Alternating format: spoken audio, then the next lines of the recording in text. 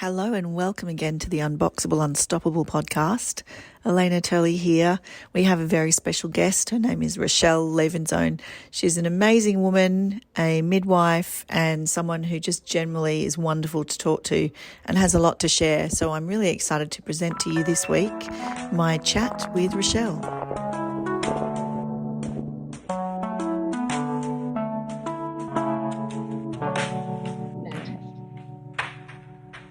Hi, Rochelle. How are you? Hi, Lena. I'm great. Thank you. How are you? I'm good. I'm so excited to have you here on the screen with me because just in case you're listening to this as a podcast, we're also recording a video here. And I haven't actually seen Rochelle's face for quite a long time in real life because we've been friends for a long time, but we haven't caught up for various reasons, including 7 children between us. And and different continents. Different continents for a while, and now it feels like different continents because we're on different sides of Sydney. So that's always and COVID tends to do that also. Yes, and COVID. So all those things. But I'm super excited to have you here. Thank you very much. The reason. So first of all, yes, thank you. And first of all, tell me who you are, where you are, and what you do. So my name's Rochelle.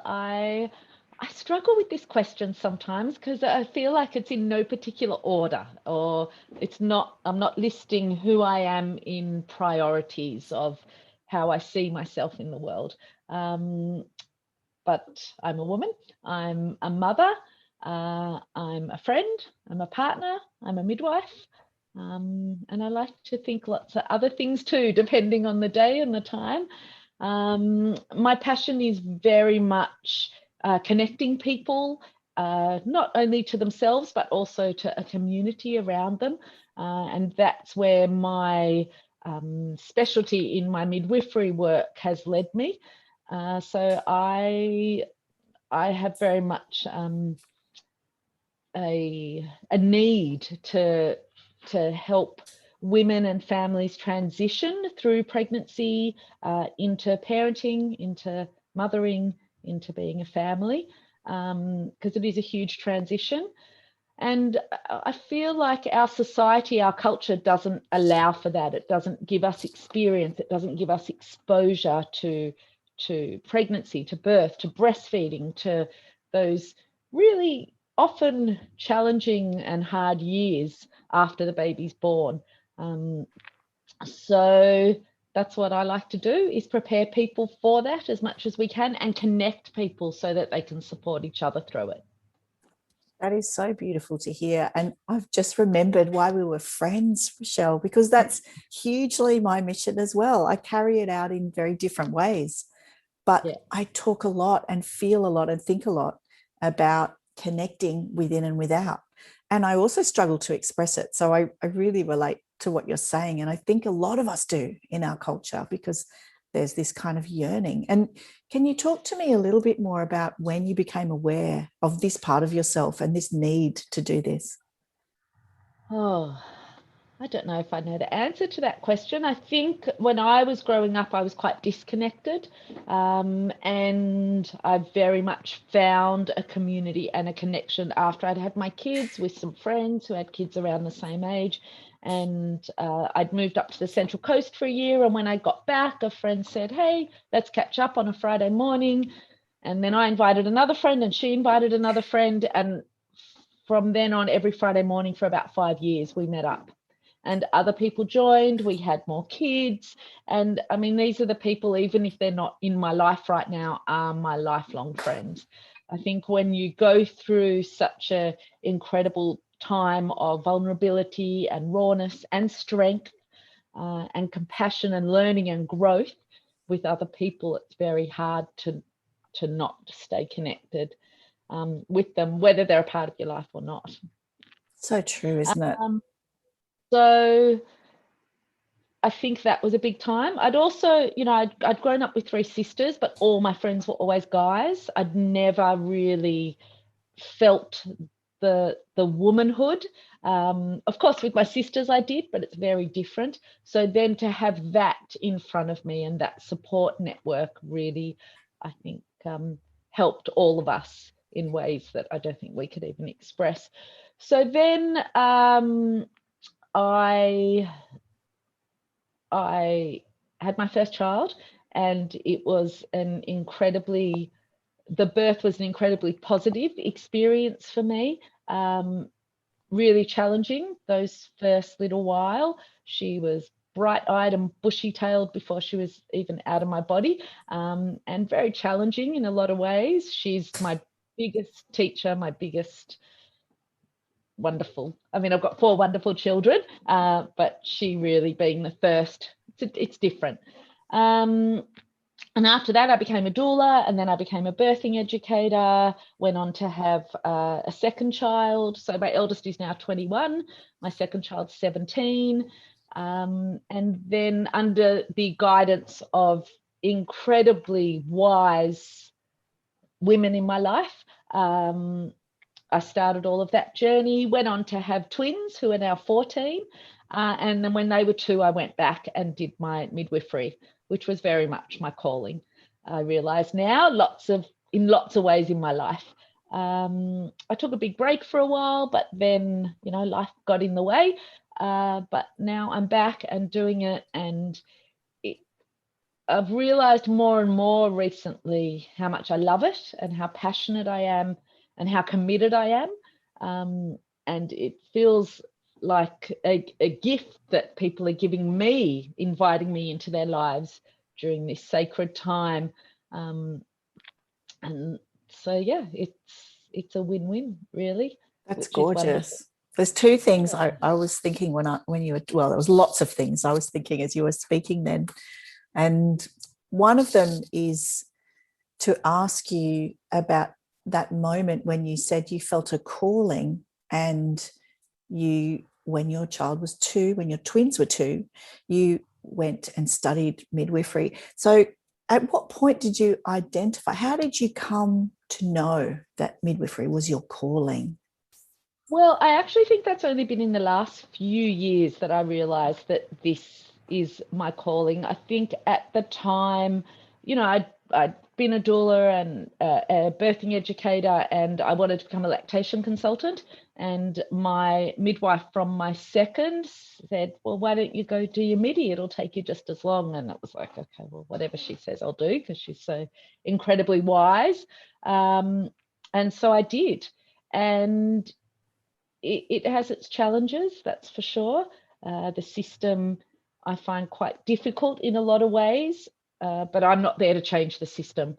And that's not where I feel my role is. I feel my role is very much to support women to make change in the world that way.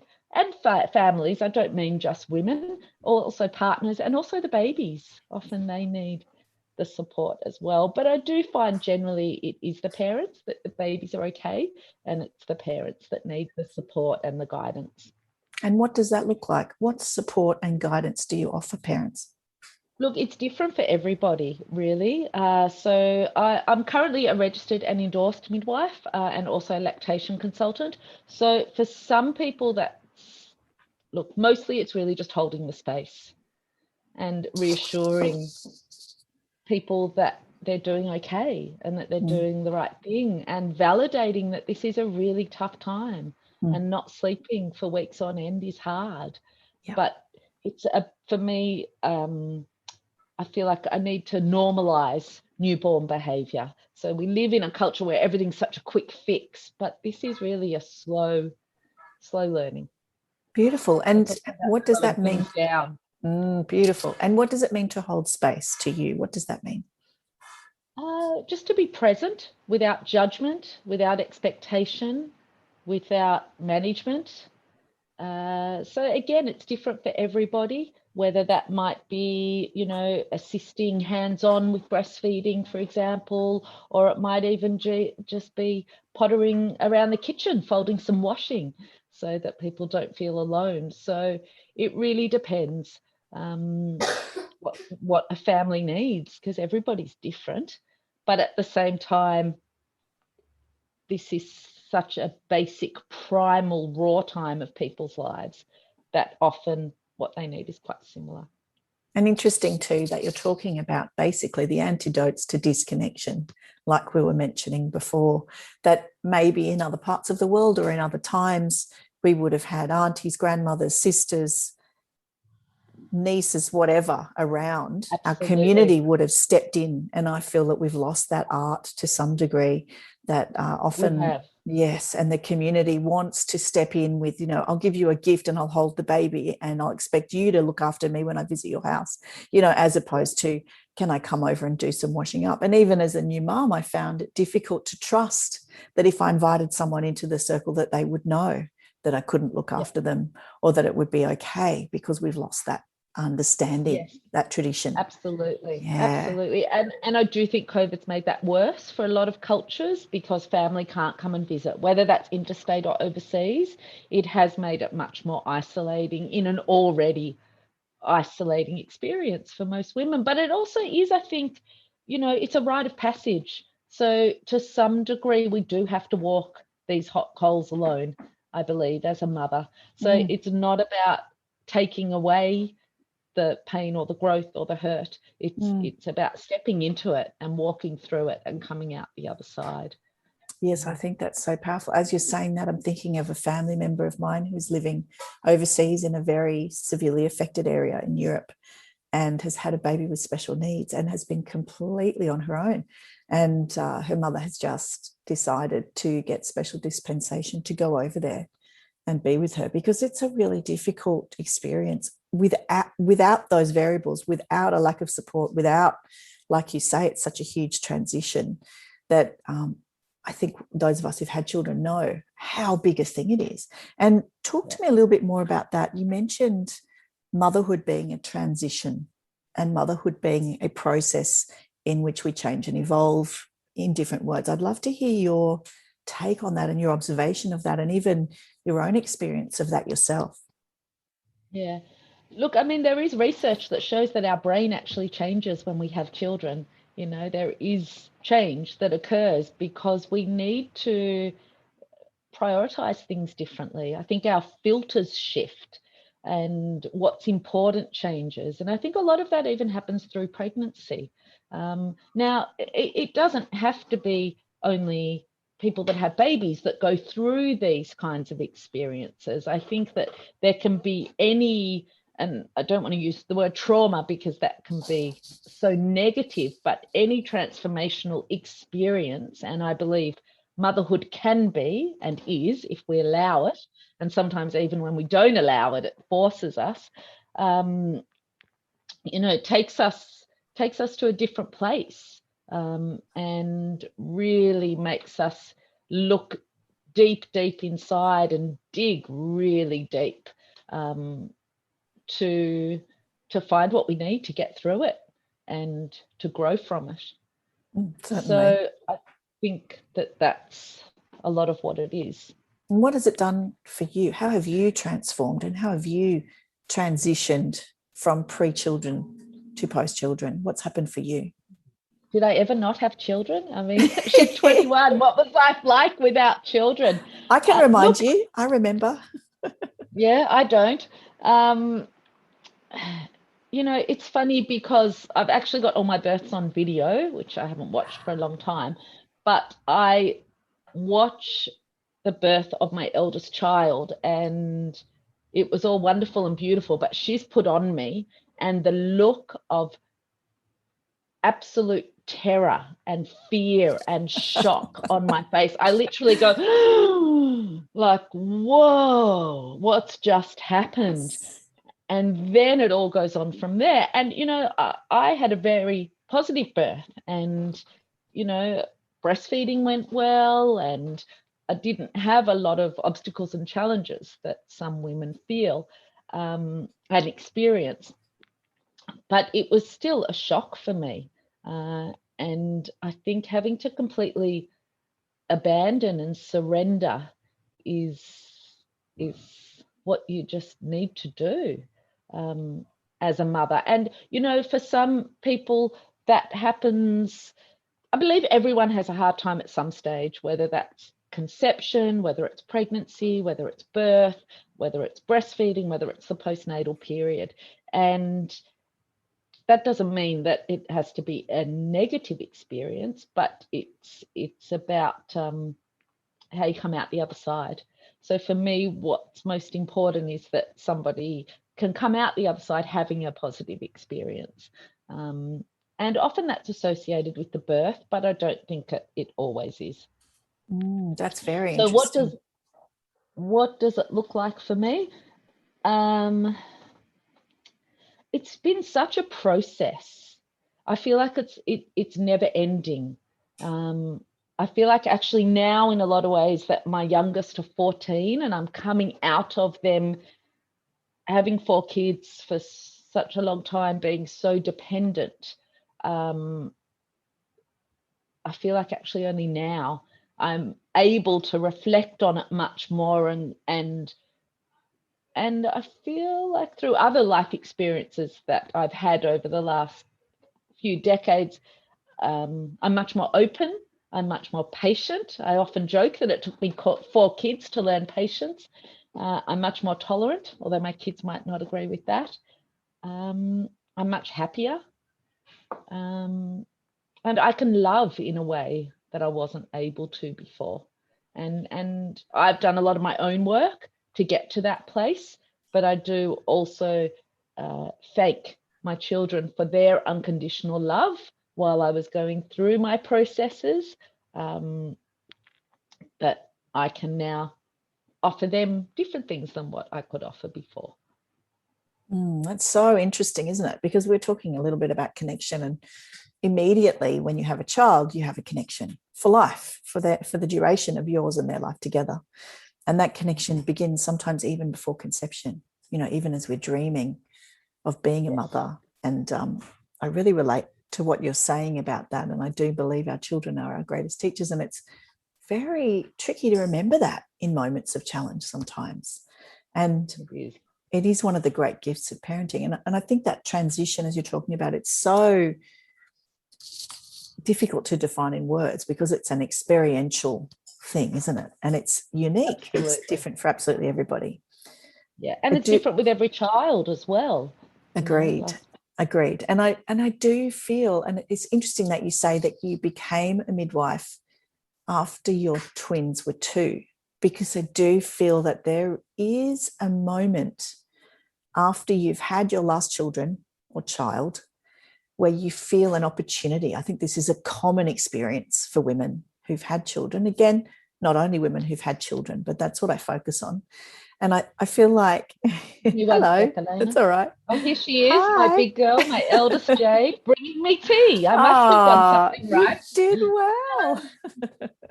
Rochelle's lovely daughter has just walked in the room and delivered a lovely teapot to you, I must say. That was my teapot that I got from her for my birthday. So. It's beautiful. It's what a good, lovely daughter. Thanks, Cookie. That's nice. So sorry, it's fine. No problem. It's all what we're talking about, really. So yeah.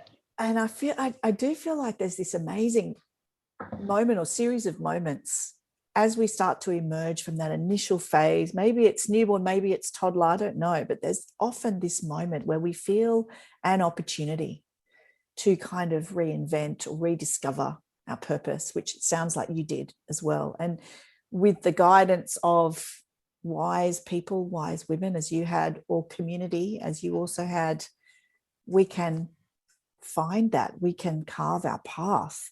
And it may not be direct, as you said, you almost did something else, and it may not be direct, and that's perfectly fine. I mean, when I met you, you were running a fantastic company with a brilliant name, which delivered organic fruit and vegetables. It was called Lettuce Deliver, brilliant name.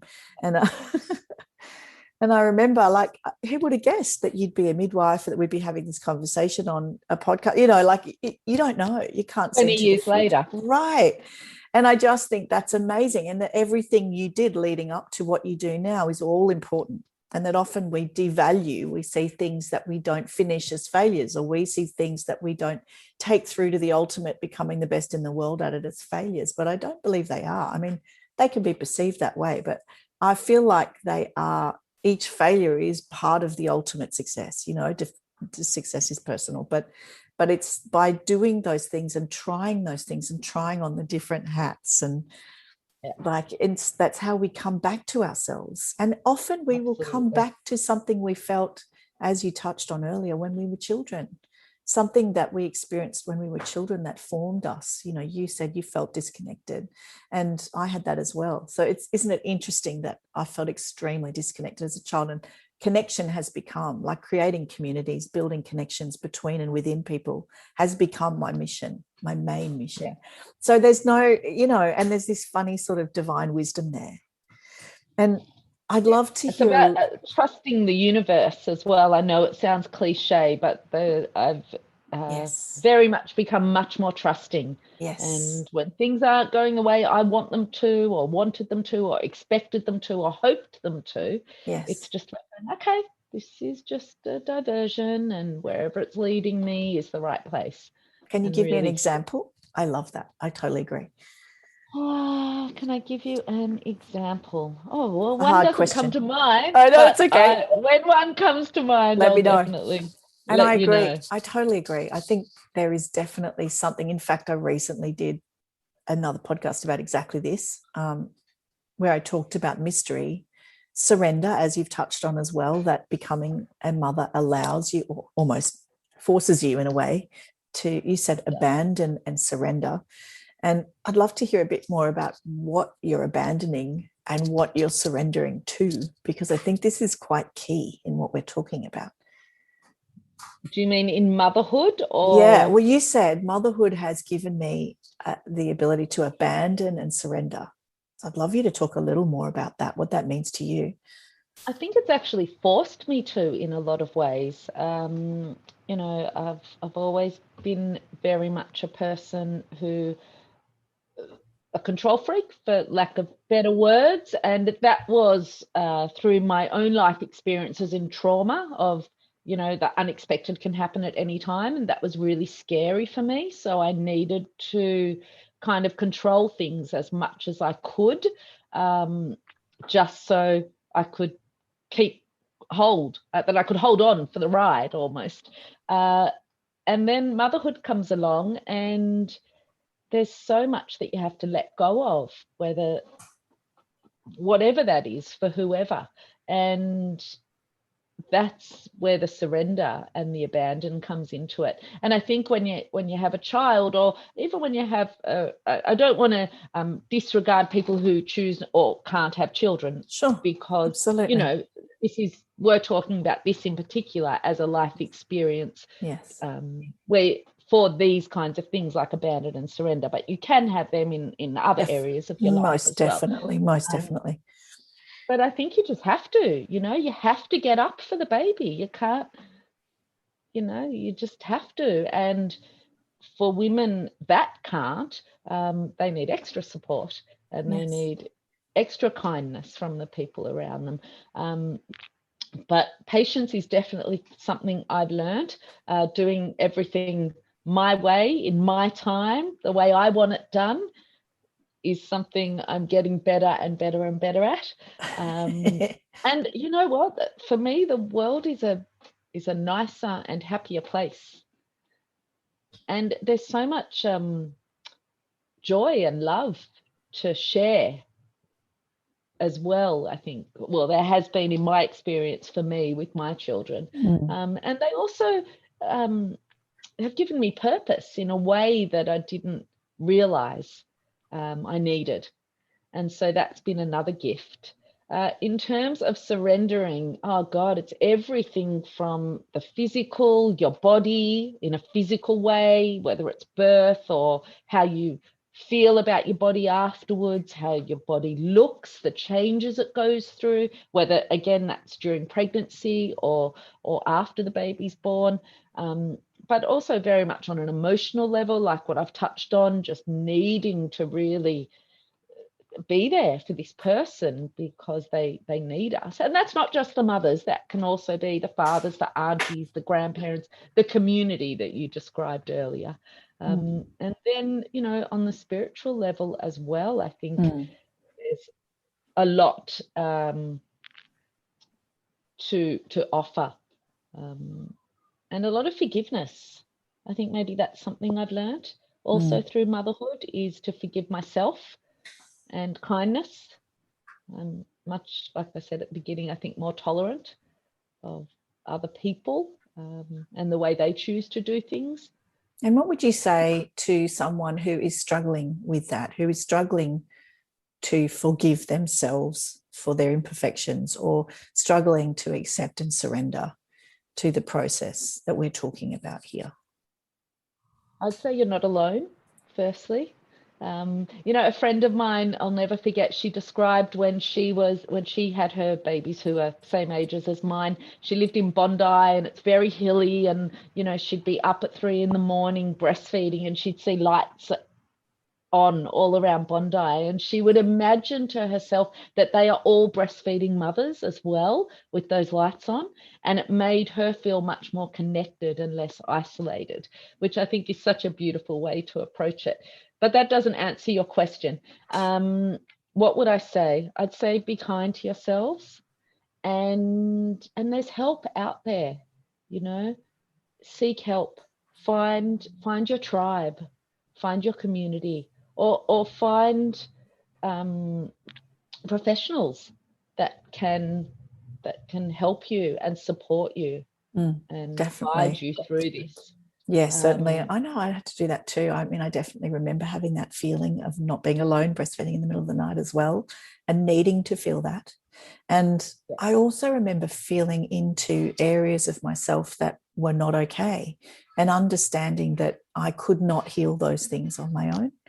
And I remember I spent probably, I don't know, 12 years, maybe a bit less, and I'm still spending time on this. It's not something that ever ends for me, but there are parts of me that require healing, ongoing healing, and there'll be big breakthroughs or there'll be maintenance, but there's parts of me that require collaborative healing. It's part of the reason I'm so driven to create safe communities for women, is because I think I've needed those and I still need them. And we all do. Right, we're human. It's actually hardwired into us. It's how we survive, right? Absolutely. So, and this is something that I just feel, and it's not always in a group situation. Maybe it's one-on-one with a therapist, and you might have to try 10 therapists before you find the right one. Or it might be a somatic trauma healing issue. I've had somatic experiences, which I've talked about in the past and will no doubt continue to talk about because they've been transformative. And one of the reasons I train martial arts is because that is a form of somatic healing for me. It's a way of moving energy around the body and keeping things moving in the body and through the body. And that's important for me. Otherwise, it can get a bit stuck. I'm aware of that my body holds certain emotions. And I think everybody's does, but I've become aware of how I do that. So those things, and what you say about being willing to just keep trying to find what you need, is so powerful. And try new things as well, because what you needed a week ago or a year ago or a decade ago may not be what you need now. And if something worked for you before, maybe you've just worked through that and you don't need that process. And so being willing and open to trying new processes, I think, is important too. Absolutely. And having that spiritual, you mentioned spiritual, I mean, the word spiritual gets overused, but I feel like we can intuit, we can perceive breadcrumbs that carry us on a path. We can find certain things we need at certain times. And we do that by kind of tuning a little more finely to those, picking up those things that we need and picking up the messages. There might be people listening to this now who are picking up what they need to pick up. And I think that's a really important kind of muscle to train.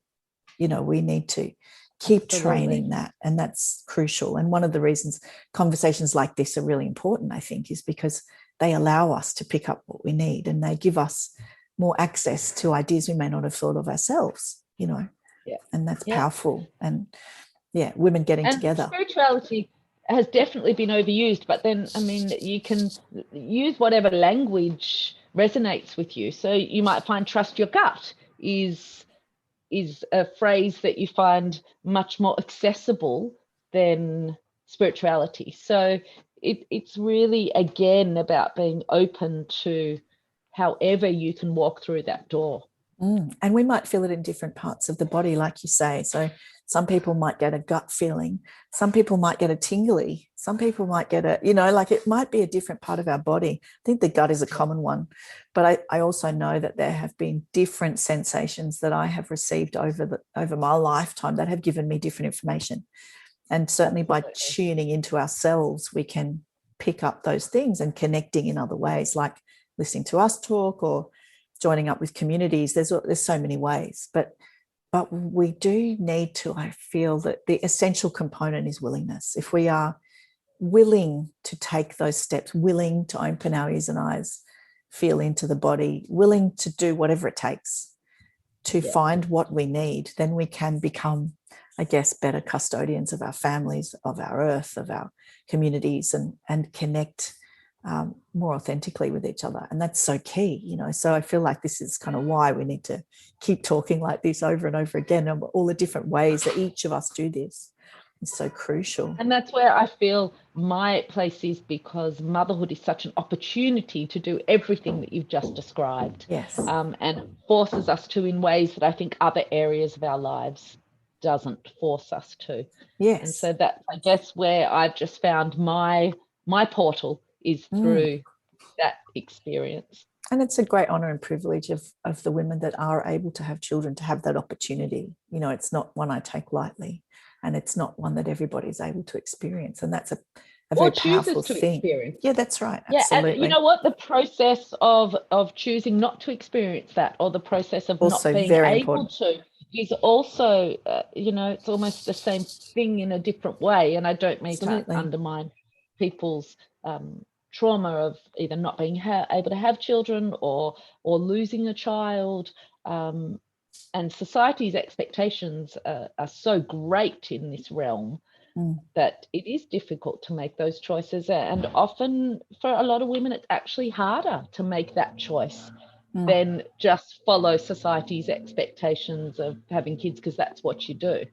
Absolutely. I always knew I was going to be a mum. That was something that I had never considered that would not be part of my path. And I'm so blessed that my body and everything came together for me to be able to have 4 amazing, wonderful it's children. Miraculous. It's miraculous. It is miraculous. It is. And I guess the other part of this that's interesting, I think, for the people that might be listening to what we're talking about, is for those who are just feeling unsure of themselves, unsure of their next steps, unsure of their purpose.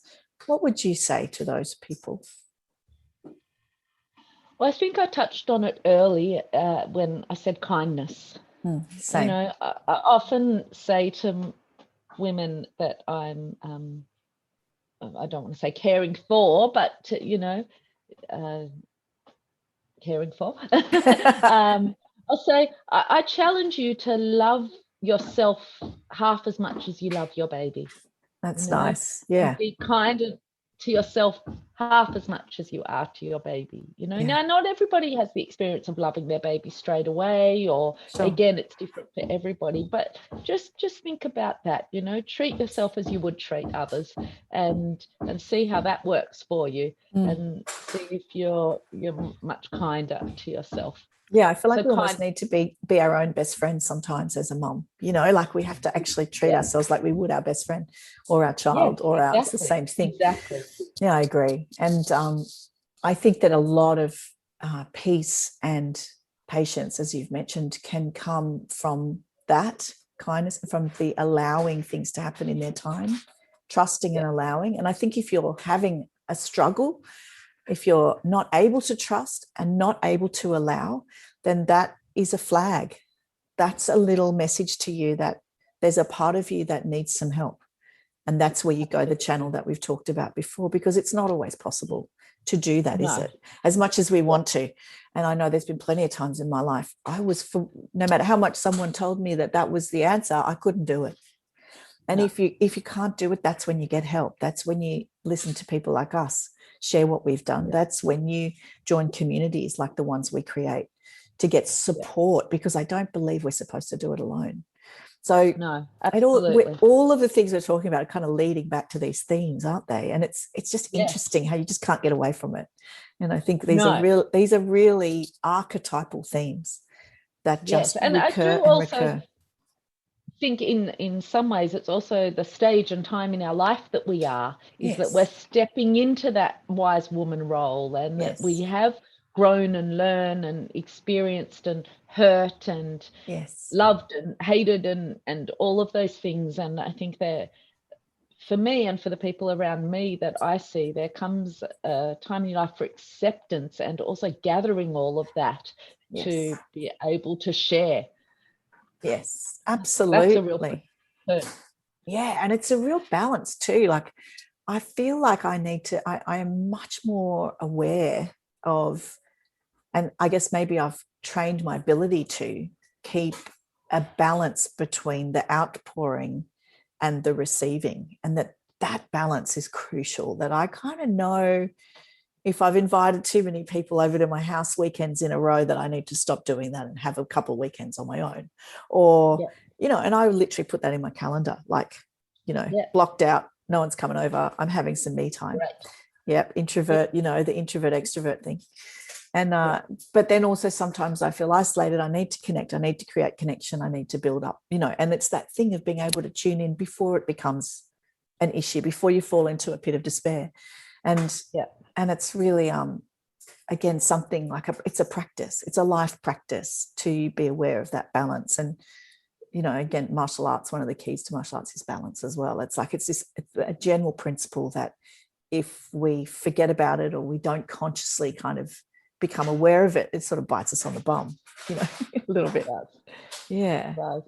And I also think that you realize that how precious life is as well, and to appreciate it much more than I used to anyway. And that's through, you know, the the sad passing of close friends, but it's also about the people that I still have around me, um, helping me and allowing me to do that. Most So definitely. And the way, that again is not possible without being aware of those connections at a deeper level. Do you do any kind of practice yourself to connect more deeply within? look, I haven't been so good at that lately, to be honest. But as I say that, one of the best ways I think I've been doing that in the last year and a half is actually in a new relationship that I'm in, that is so wonderful in so many ways. And that does allow me to connect more deeply with myself, because I'm giving and receiving in ways that I never even imagined was possible. And so that helps. But of course, there's other ways that I would like to be doing more, but I think they're more tangible, more scheduled, more, the brain telling me, well, you need to exercise more and you need to this and you need to that. But as you asked that question, what came to mind was relationships. And those habits come and go. We all know that. Yes, And and that's and friendships as well, and the yeah, people in my life. yeah, definitely. It's so lovely to talk to you, Rochelle. I feel like we've covered some awesome ground. We have Is there anything else you feel to add lots of now? food for thought. Lots. Um, just for the people listening, just, again, be kind to yourselves, and you're not always going to get it right, and that's okay. But, if you get it right most of the time, you're winning. You really are, even just some of the time sometimes. And hold on to that light if there's darkness. Just feed that and allow that to grow, and keep listening, because it's a great podcast that Elena's got going. So Thank you, darling. stay tuned. Thank you so much. Well, I'm very, very pleased to have you here. Like always, I always say at the end of every podcast, please share this with someone who you think might get something out of it. I know that Rochelle has shared a lot and I really appreciate it. It's been a very beautiful chat and very wholesome, plenty to think about. And please share, review, whatever you do with podcasts you like, so that we can keep doing this and get it out to all the people that need it, because I think there's a lot of people in the world who need this connection with these ideas and this stuff. I can hear my daughter in the background rummaging through the Lego. I hope you can hear that too. Here we are in our perfectly imperfect, that she is. Hi, Jemima. Perfectly imperfect, as we're talking about before. But Rochelle, I will leave you to your day and to your lovely daughter. And thank you again so much for being here. I really appreciate it. Thank you. And thank you to everyone for listening. Thank you for listening, guys.